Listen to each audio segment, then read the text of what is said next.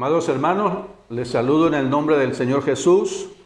Les doy la más cordial bienvenida en esta tarde. Vamos a compartir la palabra de Dios. Es un privilegio poder hacerlo, es un privilegio poder escucharla, es un privilegio también poder aplicarla en nuestra vida, porque es una bendición.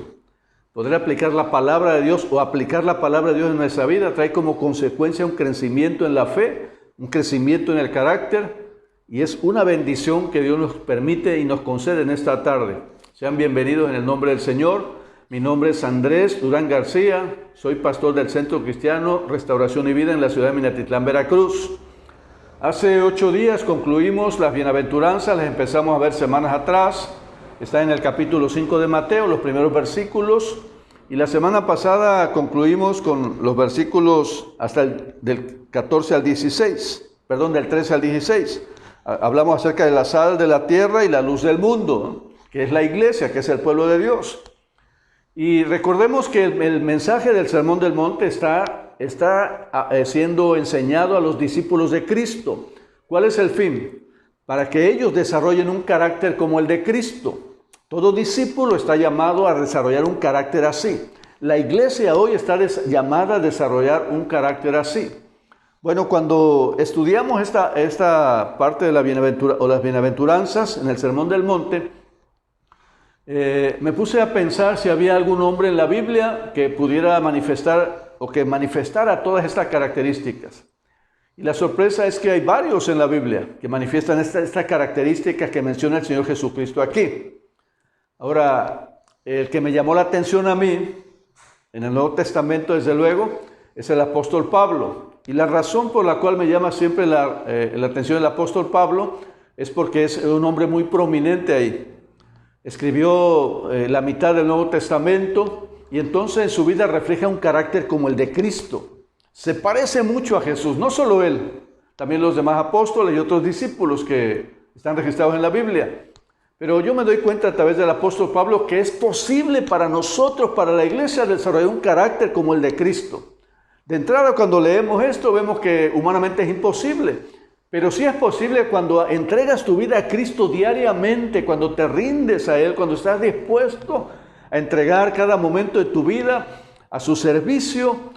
Él responde de la manera en que toma tu vida y te va formando a través de la vida, a través de los días que vas viviendo, de los años, y te va llevando en un proceso hasta llevarte a una estatura donde puedas reflejar un carácter como Cristo. Es posible eso para la iglesia, estamos llamados para eso. Pablo fue llamado para eso. Y entonces Pablo desarrolla un carácter de esta manera. Y entonces quiero mencionar las características de cada bienaventuranza, una por una, y quiero leer un pasaje paralelo a esta característica que Pablo escribe en sus cartas, hablando acerca de sí mismo, de su experiencia, de su crecimiento, de su consejo, de lo que ha vivido. Y entonces nos vamos a dar cuenta que concuerdan precisamente las características que menciona Mateo 5 en las bienaventuranzas que debe tener un discípulo y también lo que Pablo manifiesta de sí mismo a través de lo que escribe. Bueno, el primer punto es pobreza espiritual. Entendemos ya lo que es la pobreza espiritual.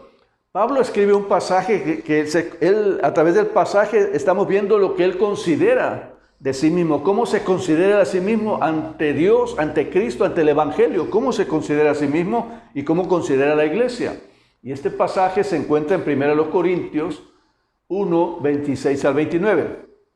Dice así el apóstol Pablo: Pues mirad, hermanos, vuestra vocación, que no sois muchos sabios, según la carne, ni muchos poderosos, ni muchos nobles, sino que lo necio del mundo escogió Dios para avergonzar a los sabios, y lo débil del mundo escogió Dios para avergonzar a lo fuerte, y lo vil del mundo y lo menospreciado escogió Dios, y lo que no es, para deshacer lo que es, a fin de que nadie se jacte en su presencia. ¿Qué está diciendo Pablo? Él no se considera a sí mismo un hombre capaz, un hombre de mucho valor delante de Dios, en el sentido de poder ofrecerle algo a Dios, en el sentido de poder justificarse delante de Dios, sino que él considera que ha sido un privilegio ser llamado por Dios. Y entonces está demostrando su pobreza espiritual. ¿Por qué? Él está diciendo, no soy de los sabios, No soy de los poderosos, no soy del necio, y se lo está diciendo a la iglesia también, ¿verdad? No somos, dice él. No somos de los sabios, de los más sabios, no somos de los más poderosos, sino somos de los necios. En el sentido, ¿verdad?, de que vivir una vida contraria a lo que Dios quiere. Dice, no somos sabios, sino somos débiles. Y lo débil del mundo Dios escogió. Y Dios escoge a lo más débil y avergüenza a los que se consideran fuertes. Y lo vil del mundo, dice, lo menospreciado escogió Dios. Pablo se considera a sí mismo y considera a los creyentes de la misma manera. O sea que somos pobres espirituales. Él está manifestando a través de este pasaje que escribe que él es pobre espiritual. Tiene mucho valor. Él en Cristo no se está menospreciando. Es que miren, hermanos, ser pobre espiritual no es sentirse rechazado por Dios, sentirse rechazado por todo mundo. No es tener desaprobación en el corazón, tener un valor o no darme el valor que debo tener como persona. No significa eso. Significa para Pablo darle valor, porque aquí está enfatizando darle valor a la gracia de Dios, al haber sido llamado por Dios. Darle valor a esa gracia y vivir en dependencia de Dios. Estar agradecido con Dios por haberle conocido, porque Dios se manifestó a él. Entonces lo que está hablando en otras palabras es que soy débil, soy necio, soy menospreciado, pero en Cristo tengo una gracia tan especial dada por Dios. Tengo mucho valor delante de Dios, pero por la gracia, no por mí mismo. Entonces, ¿qué ha manifestado aquí? Pobreza espiritual. La segunda bienaventuranza tiene que ver con llanto o con dolor. Dice, bienaventurados los que lloran, ¿verdad? Tiene que ver con llanto y con dolor por el pecado de otros. Y de sí mismo, desde luego. Entonces, quiero leerte la carta a los Romanos en el capítulo 2, versículos 1 al 3. Dice así el apóstol Pablo, manifestando la segunda bienaventuranza. Verdad digo en Cristo, no miento. Y mi conciencia me da testimonio en el Espíritu Santo que tengo gran tristeza y continuo dolor en mi corazón, porque deseara yo mismo ser anatema, separado de Cristo por amor a mis hermanos, los que son mis parientes según la carne. Dice que hay dolor en su corazón, que Cristo es testigo del dolor que hay en su corazón, de la gran tristeza que siente. ¿Cuál es el motivo, la razón de la tristeza y del dolor en su corazón? Porque hay personas, parientes de él según la carne, y la nación a la cual pertenece, que han rechazado a Cristo, han rechazado el Evangelio, están perdidos. Y el dolor que él siente es precisamente por esas personas que están perdidas. Y él quisiera, dice, ser separado de Cristo con tal de que aquellos alcancen salvación, con tal de que aquellos conozcan el Evangelio, conozcan a Dios, conozcan a Cristo. Hermano, qué manifestación de amor tan grande y de dolor en el corazón de Pablo. Está siendo sincero, hermano. Hay un dolor en su corazón. Hay una tristeza profunda en su corazón. Y me llama la atención que dice, Cristo es testigo. No miento, ¿no? Cristo es testigo de ese dolor que siento. Entonces yo me imagino la vida de Pablo en ese sentido, de un hombre de oración, de intercesión delante del Señor por la iglesia, por la predicación del Evangelio. Lo manifiesta en todas sus cartas. El tipo de oración que eleva para que la iglesia manifieste el carácter de Cristo, para que la iglesia despierte, para que la iglesia tenga comunión con Dios, para que la iglesia tenga crecimiento en su vida espiritual. Hay una intercesión, hay un dolor en Pablo, hay intercesión, predica el Evangelio.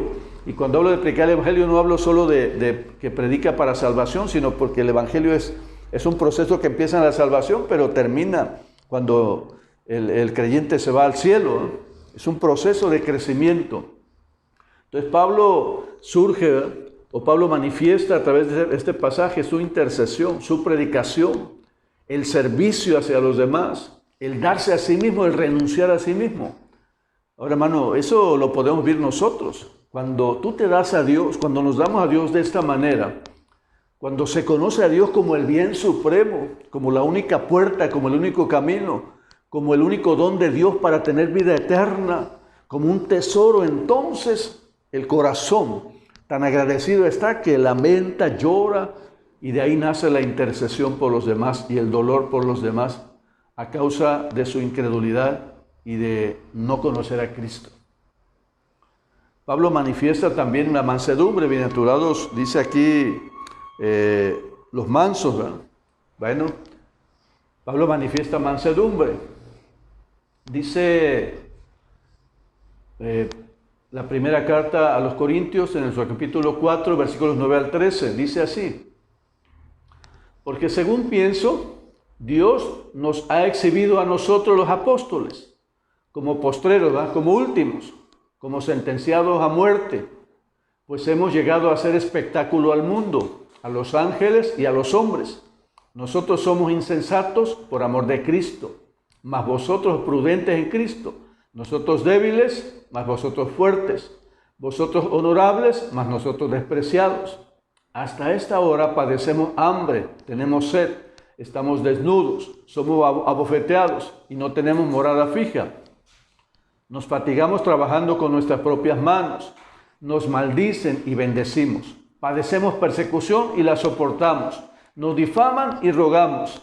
Hemos venido a ser hasta ahora como la escoria del mundo, el desecho de todos. Tremenda palabra que escribe Pablo aquí. Dice que ante el mundo son exhibidos.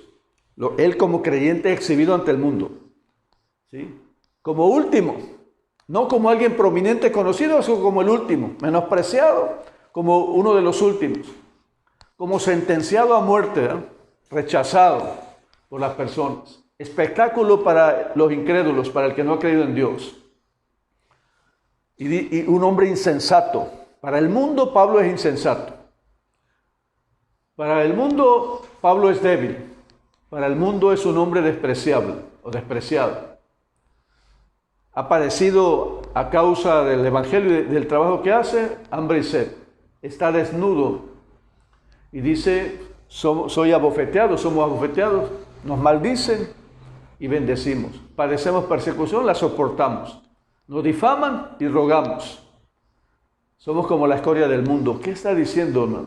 Está hablando de la mansedumbre este hombre. Porque mansedumbre tiene que ver con estar sometido a Dios también. No responder de la manera en que reciben ataques. No responder de la misma manera, sino con un corazón humillado delante de Dios. Y este hombre está sometido a Dios. La gente tiene una idea de Pablo y de los primeros creyentes que no la tiene Dios, ni Pablo tampoco la tiene de sí mismo. Pero es la imagen que el mundo tiene de Pablo y de la iglesia naciente en aquel tiempo, ¿no? Sin embargo, él está sometido a Dios, haciendo la voluntad de Dios. Y dice algo que me llama la atención aquí mucho, dice, nos maldicen y bendecimos. Padecemos persecución y lo soportamos. Nos difaman y rogamos. Perdonamos, rogamos, oramos y rogamos conciliar. ¡Qué mansedumbre la de este hombre! Así que es posible para todo creyente ser manso. Claro que siempre, hermano, en cualquier situación donde tienden a mirarnos de esta manera, siempre hay alguien o hay algo que nos impulsa a defendernos por nosotros mismos. Pablo no hace eso. Pablo remite todo a Cristo, lo deja en la mano de Dios, que Dios haga con Pablo lo que Dios quiera y de hecho lo conduce, ¿no? Y aunque el mundo tiene una imagen de Pablo y aunque el mundo tenga una imagen de la iglesia, Dios tiene una imagen distinta, sobre todo de aquel que es manso, sobre todo de aquel que está sometido a su voluntad. Dios valora eso, Dios bendice eso, Dios da crecimiento a eso en la vida de todo creyente. Así que la mansedumbre, ¿no?, es algo que el mundo desprecia, pero no Dios. Es un fruto del Espíritu Santo, es un fruto del creyente, de todo genuino creyente. Y el creyente que es manso no se defiende, le deja todo a Dios, porque Dios es quien lo defiende. El creyente que es manso se somete a Dios, sirve a Dios, no responde para defenderse, vive para reconciliar y no para dividir. Así que es posible entonces, hermano, ser pobre espiritual como Pablo. Es posible también tener dolor, tristeza y llanto y tener llanto por el pecado, por la perdición de otros o porque están perdidos. Y es posible tener mansedumbre como Pablo. Ahora, Pablo también manifiesta hambre y sed de justicia. Quiero leerte otro pasaje. Se encuentra en Romanos capítulo 5, versículos 21 al 26. Dice así: Pero ahora, aparte de la ley, se ha manifestado la justicia de Dios, testificada por la ley y por los profetas. La justicia de Dios por medio de la fe en Jesucristo, para todos los que creen en Él, porque no hay diferencia, por cuanto todos pecaron y están destituidos de la gloria de Dios, siendo justificados gratuitamente por su gracia, mediante la redención que es en Cristo Jesús, quien Dios puso como propiciación por medio de su fe, de la fe en su sangre, para manifestar su justicia, a causa de haber pasado por alto en su paciencia los pecados pasados, con la mira de manifestar en este tiempo su justicia, a fin de que Él sea justo y el que justifica al que es de la fe de Jesús. Hermanos, para Pablo la justicia o el hambre por la justicia tiene que ver con el Evangelio, porque el hombre vive en la condición en la que vive porque está lejos de Dios y está en pecado. Cuando Jesús vino a morir en la cruz, vino a justificar al hombre a través de su justicia, a través de la vida justa que Él vivió y a través de su sacrificio. Esa justicia nos es aplicada a todos los que hemos creído, a todo aquel que ha creído en Jesús, le es aplicada esa justicia delante de Dios, y entonces es perdonado, limpiado y es restaurado, o empieza a ser restaurado después de depositar su fe en Jesús. Entonces, para Pablo, hermanos, tener hambre y sed de justicia es el deseo que Cristo venga con su reino, establezca su reino en la tierra, perdone, limpie a su pueblo, lo haga crecer, lo haga prosperar, lo proteja, ¿verdad? Y esté en comunión con Él. Ese es su deseo. Y entonces Pablo manifiesta esa hambre y esa sed de justicia a causa de, con la predicación del Evangelio. Su deseo de Pablo es justificar, o que el hombre sea justificado a través del Evangelio, que conozca el Evangelio y que pueda ser justificado. Y esa es su preocupación. Ahora quiero leerte otro pasaje, hermanos, para confirmar esta parte. Se encuentra en Filipenses 1, del 12 al 18. Dice así: quiero que sepáis, hermanos, que las cosas que me han sucedido han redundado más bien para el progreso del Evangelio, de tal manera que mis prisiones se han hecho patentes en Cristo en todo el pretorio, y a todos los demás y la mayoría de los hermanos, cobrando ánimo en el Señor, con mis prisiones se atreven mucho más a hablar la palabra sin temor.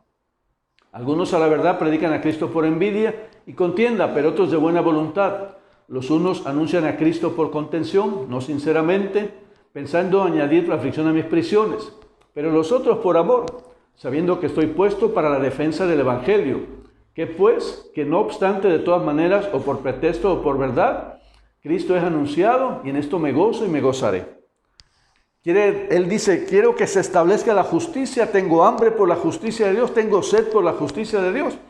Quiero que el Evangelio venga. Él se derramó su vida en el servicio a los demás, en la predicación del Evangelio hacia todos lados, para que la justicia de Cristo llegase a todos los hombres. Y esa es su preocupación. Está en la cárcel, escribe a los filipenses, y él dice, en lugar de lamentar su condición, dice, lo que me ha pasado, el sufrimiento, la persecución, el estar en la cárcel, ha redundado para que el Evangelio progrese, para que la predicación se expanda del Evangelio, ¿no? Y algunos que antes tenían temor, ahora predican la palabra con autoridad y con poder. O sea, han usado lo que yo estoy viviendo. Ha servido para que el Evangelio se esparza, crezca. Mi hermano, entonces este hombre tiene hambre y sed de justicia y predica el Evangelio y derrama su vida hasta la muerte predicando el Evangelio de Cristo. Así que la justicia para los creyentes es establecida solo por medio de la fe en Jesucristo. Y predicar el Evangelio es la manera de establecer la justicia en la tierra. Es la manera de establecer la justicia en las familias. Y la iglesia, nosotros como creyentes, debemos tener gozo, o el discípulo debe tener gozo al predicar la palabra. Debe haber un deseo ferviente de predicar la palabra porque la justicia venga.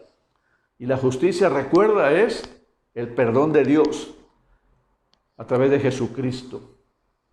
Pablo manifiesta misericordia también, porque dice aquí también en Mateo 5 que vienen todos los misericordiosos también. Entonces Pablo en segunda carta a Timoteo, capítulo 4, versículos 14 al 16, dice así. Él escribe a Timoteo y dice: Alejandro el calderero me ha causado muchos males. El Señor le pague conforme a sus hechos. Guárdate tú también de él, pues en gran manera se ha opuesto a nuestras palabras. En mi primera defensa ninguno estuvo a mi lado, sino que todos me desampararon. No les sea tomado en cuenta. Pero el Señor estuvo a mi lado y me dio fuerzas para que por mí fuese cumplida la predicación y que todos los gentiles oyesen. Así fui librado de la boca del león. Él está hablando de un hombre que, estando Pablo ahí, le ha causado muchos males, estando él ejerciendo el ministerio. Y le dice a Timoteo, guarda a este hombre. Nadie, en la primera defensa que tuve, pública o delante de la autoridad, todos me desampararon. Y llama la atención lo que dice a continuación, no le sea tomado en cuenta. ¿Qué es eso? Misericordia. Enemigos que le han causado daño, hermanos que le han abandonado, que han lastimado el corazón de Pablo, él dice, no le sea tomado en cuenta. Eso es intercesión, eso es misericordia. Yo los perdono en el nombre de Jesús, les amo tanto y me han abandonado, me han causado mal algunos, bueno, los perdono. Esto es tener misericordia. Pablo manifiesta eso también. Ahora, dice que en este aspecto de la misericordia para todos los creyentes debe ser de la misma manera. El mal causado por otros hacia la iglesia, hacia nosotros, ¿cuál debería ser la reacción nuestra? El perdón de corazón. Pablo lo manifiesta aquí. No le sea tomado en cuenta por Dios. Está orando prácticamente. Bueno, Pablo, la bienaventuranza habla de tener limpio el corazón. Pablo también habla de eso, que él tiene limpio un corazón delante de Dios. Primera Tesalonicenses 2, 3 al 8. Dice así, porque nuestra exhortación no procedió de error, ni de impureza, ni fue por engaño. Está hablando de la enseñanza que él dio a los tesalonicenses, sino que fuimos aprobados por Dios para que se nos confiase el Evangelio. Así hablamos, no como para agradar a los hombres, sino a Dios que prueba nuestros corazones. Porque nunca usamos de palabras lisonjeras, como sabéis, ni encubrimos avaricia. Dios es testigo, ni buscamos gloria de los hombres, ni de vosotros, ni de otros, aunque podíamos seros carga como apóstoles de Cristo. Antes fuimos tiernos entre vosotros como la nodriza que cuida con ternura a sus propios hijos. Tan grande es nuestro afecto por vosotros que hubiéramos querido entregaros no solo el Evangelio de Dios, sino también nuestras propias vidas, porque habéis llegado a seros muy queridos. Dice Pablo, cuando yo les prediqué, les enseñé, cuando trabajé entre ustedes, cuando viví entre ustedes, no actué con impureza, no actué con engaño, no encubrí avaricia, no busqué la gloria de ustedes, ni de los hombres, ni de nadie. Mi afecto por ustedes es tal que quise entregar no solo el Evangelio, sino quisiera entregar mi propia vida por ustedes. Pero ¿sabes qué me llama la atención? Dice, no usé palabras lisonjeras para ustedes. Pareciera que fueran palabras lisonjeras, pero hay unas palabras que dice él aquí, que no da lugar para pensar eso. Porque dice, Dios es testigo.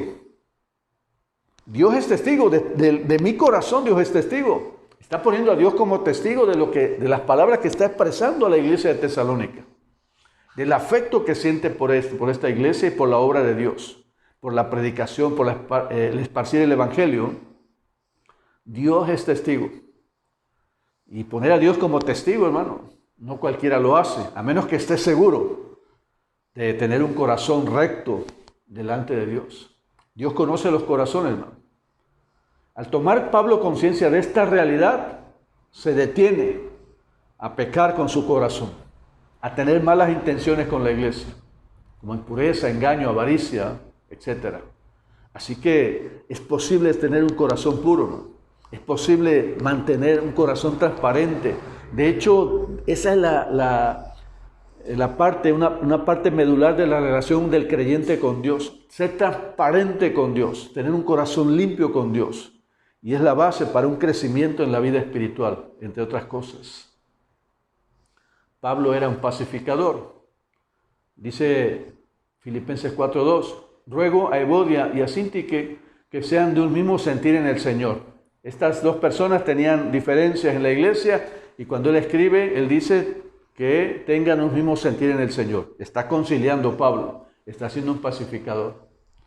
También cuando escribe la carta la primera carta a los Corintios, recuerden que en esa carta Pablo trata un asunto de diferencias. Unos decían, yo soy en la iglesia local, unos decían, yo soy del partido de Apolo, yo soy del partido de Pablo, yo soy de Pedro y yo soy de Jesús.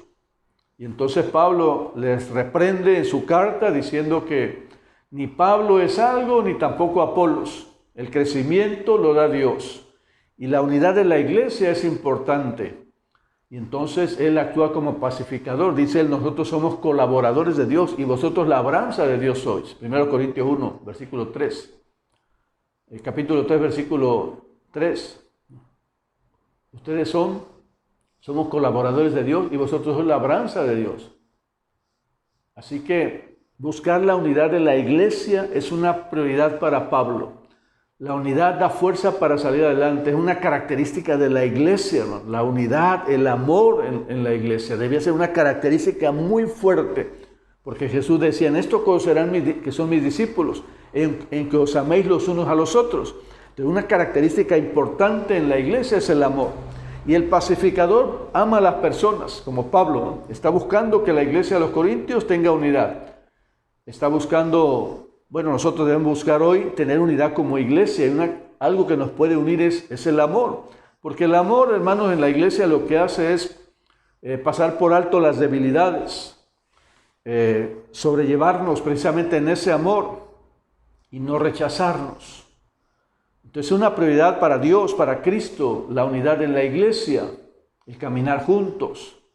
Ahora quiero decirte algo que leí hace mucho tiempo. Dice que los amigos los escoges tú. Y normalmente los amigos los escoges con aquellos que te caen bien y que congenias muy bien, ¿verdad? Y que tienes comunicación constante, ¿verdad? Y cosas en común. Pero en la iglesia no sucede eso. La iglesia llegamos de diferentes formaciones cada uno y llegamos a la iglesia y somos hermanos en la fe. Y debemos comportarnos como hermanos en la fe. Y la unidad de la iglesia tiene que ver con el amor de unos para con otros. No importando las debilidades y la formación de los otros, quizás no estamos de acuerdo con todos, pero la unidad, el punto de unidad para nosotros es la fe, es el Señor Jesucristo, es que somos hijos de Dios y el amor es un punto de unidad. Y por último, hermano, dice que Pablo, bueno, la bienaventuranza habla de ser perseguidos, de ser vituperados, de ser calumniados, pero también Pablo pasó esta situación, también vivió esto.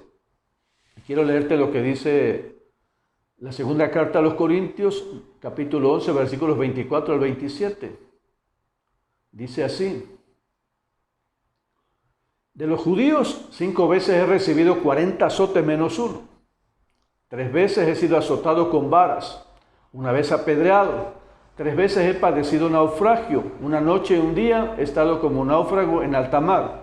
En caminos muchas veces, en peligros de ríos, peligros de ladrones, peligros de los de mi nación, peligros de los gentiles, peligros en la ciudad, peligros en el desierto, peligros en el mar, peligros entre falsos hermanos, en trabajo y fatiga, en muchos desvelos, en hambre y sed, en muchos ayunos, en frío y en desnudez. ¿Ha sido Pablo perseguido? Habla de ser azotado. ¿Ha sido vituperado? ¿Ha sido calumniado? Sí.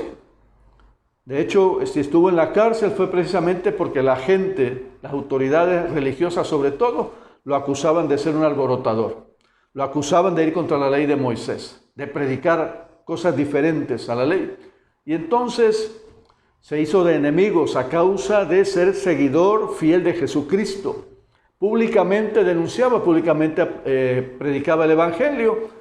Y la gente que no estaba de acuerdo con él venía sobre él y lo perseguía y estuvo en la cárcel, fue azotado, fue encarcelado, bueno, fue perseguido, le inventaron calumnias en contra de él, hubo testigos falsos en contra de él, hubo juicios, de alguna manera, acusaciones más bien, ante las autoridades, por multitudes, lo apedrearon. Entonces lo que yo veo, hermanos, en las bienaventuranzas, yo buscaba a alguien en el cual yo pudiera ver y pudiéramos ver que es posible tener un carácter como creyente. Pablo desarrolló un carácter como un verdadero creyente en Jesucristo, como un verdadero discípulo de Jesucristo. Así que Es posible para nosotros como iglesia hoy. Tenemos la palabra de Dios, en la cual podemos encontrar dirección, podemos encontrar consejo, reprensión también, en la cual podemos encontrar dirección en nuestra vida, alimento, sustento, y también el Espíritu Santo, que nos capacita para obedecer esta palabra y para desarrollar un carácter como creyente. Ahora, Pablo fue perseguido, pero quiero decirte, hermano, que o más bien todos los creyentes genuinos son perseguidos, porque el creyente genuino da testimonio, porque el creyente genuino ama a Dios, no puede ocultarlo, nace de su corazón el deseo de compartir la palabra, de predicar el evangelio, de mostrar el amor de Dios, y entonces brota, no es que se lo proponga y se imponga a sí mismo el vivir de esta manera, sino que hay una relación tan íntima con Dios que brota de su corazón, y brota de su corazón en forma natural, y vive la vida como creyente, obedeciendo a Dios, y va desarrollando su vida espiritual y su carácter como creyente, y lógico es, hermano, que el mundo lo rechaza. Yo tendría que preguntarme en ese aspecto también si el mundo no me rechaza, porque quizás no he tenido un carácter así, no he sido formado todavía como Pablo fue formado. Entonces Pablo tenía estas características de un verdadero creyente, vivió estas palabras de Jesús, siendo pobre, llorando por la condición espiritual de otros, siendo manso, teniendo hambre y sed de justicia, siendo misericordioso, teniendo un corazón limpio, siendo un pacificador, y padeció persecución y calumnias a causa de su fe, desarrolló ese carácter. Así que Pablo considera a Dios como lo más precioso, lo más hermoso. La iglesia, hermano, nosotros cuando consideramos a Cristo como la perla preciosa, como el tesoro escondido, como lo más valioso que un hombre pueda tener o una mujer pueda tener, entonces viene el desarrollo de un carácter así, contrario al mundo, contrario a las costumbres, contrario a los pecados, contrario a la cultura. Abandonamos la vida anterior, cortamos lo que tenga que ser cortado, rechazamos lo que tiene que ser rechazado y nos abocamos a Cristo, porque Cristo llena el corazón, satisface el alma. Estamos llenos de Él y entonces podemos empezar a dar testimonio y a desarrollar un carácter así. Ahora, la palabra de Dios, hermanos, tiene ese poder actualmente. El Espíritu Santo está actualmente en el corazón y la vida de todo creyente. Y la palabra de Dios contiene principios, ¿verdad? Mucha gente hoy piensa que la Biblia, la palabra de Dios es anticuada. Nos cuenta historias de hace 2000 años o más. Y es verdad, hay hombres aquí, mujeres de aquel tiempo, de hace muchísimos años. Pero los principios que contiene son principios de vida, aplicables siempre, en cualquier momento, en cualquier tiempo. Y cuando uno los aplica en obediencia, tiene bendición, tiene crecimiento espiritual. ¿Sí? Así que hay valores en esta palabra.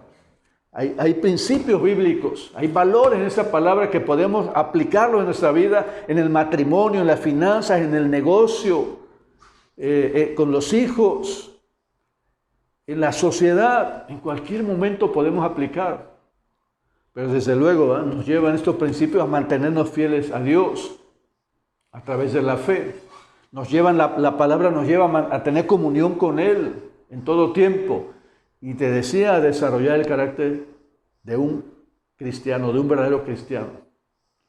Así que el amor de Dios, hermano, es lo que motiva para desarrollar un carácter cristiano. El amor a Dios y el amor a los semejantes.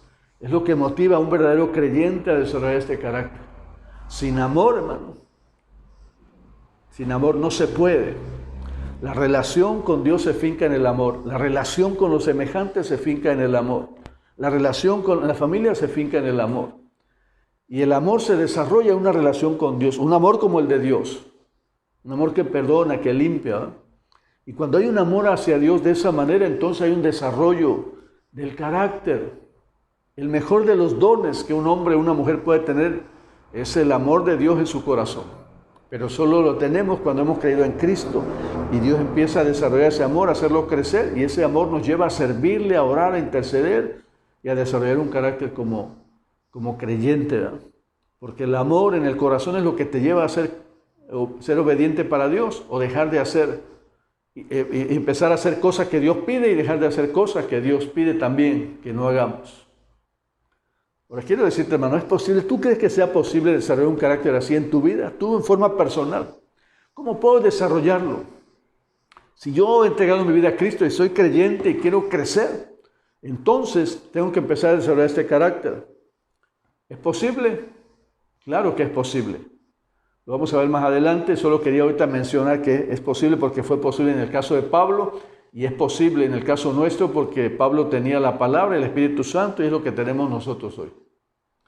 Ahora, quiero decirte por último, hermano, que en el desarrollo del carácter, de tu carácter como creyente, no todo depende de Dios, pero tampoco no todo depende de ti, sino de la armonía, de la comunión, de estrechar lazos con Dios, de estar juntos, de combinar el poder de Dios con mi obediencia, de combinar la gracia de Dios con mi disposición y mi entrega. Y en esa combinación tomo decisiones siempre tomando en cuenta desde luego a Dios, el temor que tengo en mi corazón. Más adelante vamos a ver cómo desarrollar un carácter, ¿verdad? ¿Qué tenemos que hacer? Pero es posible mantener, es posible entregar nuestra vida y es posible formar un carácter así. Pablo lo hizo, nosotros podemos hacerlo y estamos llamados a eso. Porque el Sermón del Monte empieza a hablar Jesús con los discípulos y le habla a los discípulos que tienen ese momento y a todo aquel que entre la multitud quiera ser discípulo. Y Dios nos llama hoy a ustedes y a mí, siendo discípulos o llamándonos discípulos, a ir más allá. En verdad, demos el paso. En verdad, formemos o dejémonos formar de esta manera con un carácter santo, un carácter como Cristo. Es posible hacerlo, pero no es posible hacerlo solo, ni porque me imponga yo mismo hacerlo, ni por mi disciplina, sino por la gracia de Dios. Pero hermano, vamos a desarrollarlo estrechando nuestra relación con Dios para poder crecer y para hacer una bendición donde quiera que estemos. La semana que viene vamos a ver, hermanos, cómo desarrollar un carácter y cómo debe ser ese carácter en la práctica. Así que por hoy solo quería hacer mención de Pablo, del apóstol Pablo, en el sentido de haber manifestado ese carácter cristiano, el cual podemos manifestar nosotros también, como ya lo dije. Hermanos, vamos a orar delante del Señor y a darle gracias por su misericordia y por su amor hacia nosotros. Padre, queremos darte gracias en esta hora en el nombre de Jesús, por ese amor incomparable, por esa gracia manifestada en nuestra vida a través de Cristo Jesús. Nadie puede amarnos ni nos ha amado como tú. Nadie ha tenido paciencia como tú hacia nosotros, Señor. Padre, gracias por eso. Gracias por ese amor y esa paciencia. Y estoy seguro que estás esperando la manifestación de hombres y mujeres en este lugar, Señor, en medio de este pueblo que hoy dé el paso delante de ti. Estás esperando que haya una decisión de seguirte, de entregarse, de hombres y mujeres en esta tarde, y nos estás invitando y estás apresurando nuestros pasos delante de ti para que, Señor, puedas formar ese carácter en nosotros.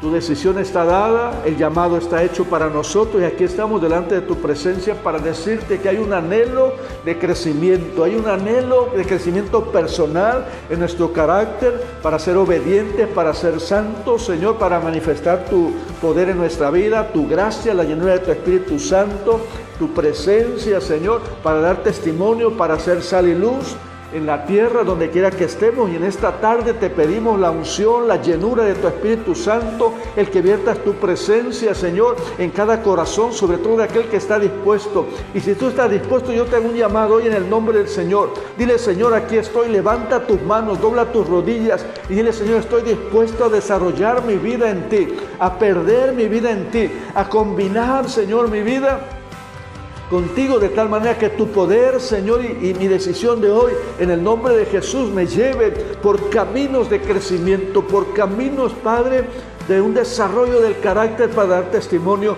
con poder y autoridad en el nombre de Jesús. Padre, manifiesta tu poder en la vida de tu pueblo en esta tarde. Manifiesta tu gracia una vez más, Señor, y seamos llenos y seamos plenos a través de tu Espíritu Santo, y ese carácter se vaya desarrollando, dando frutos abundantes, Señor, cada día que pasa, Señor, en tu presencia y donde quiera que estemos, Dios. Padre, te lo pedimos en el nombre de Jesús. Hemos sido llamados, Dios, a un nivel de vida espiritual más alto del que tenemos hoy. Gracias por ese privilegio, por esa gracia tan especial. Hoy nos ofrecemos delante de tu presencia para que tú hagas tu voluntad, para que cumplas tu propósito, Señor. Manifiesta esa gracia una vez más. Llévanos a ese crecimiento eterno, Dios. Podamos vencer toda debilidad, podamos vencer toda indecisión en esta tarde, podamos vencer, Señor, todo temor en el nombre de Jesús, toda incredulidad, Señor, todo lo que se ha antepuesto a ese crecimiento, y haya un despertar en esta tarde, Padre, a través de tu presencia y de tu Espíritu Santo, Dios, en la iglesia, en tu pueblo, abriendo los ojos, nuestro entendimiento, y nuestros pasos sean apresurados en hacer tu voluntad, Señor. Te anhelamos, Dios, ayúdanos, te necesitamos, Padre. Sin ti nada podemos hacer, pero contigo podemos desarrollar este carácter, Señor. Gracias porque creemos, Padre, que hay disposición y hay poder de parte tuya para llevarlo a cabo en nuestra vida. Y hoy te hemos presentado nuestra vida, nuestro cuerpo. Hazlo de esta manera, Señor. Gracias, Dios. Te pedimos todo en el nombre de Cristo Jesús. Amén, amén. Dios te bendiga, hermano.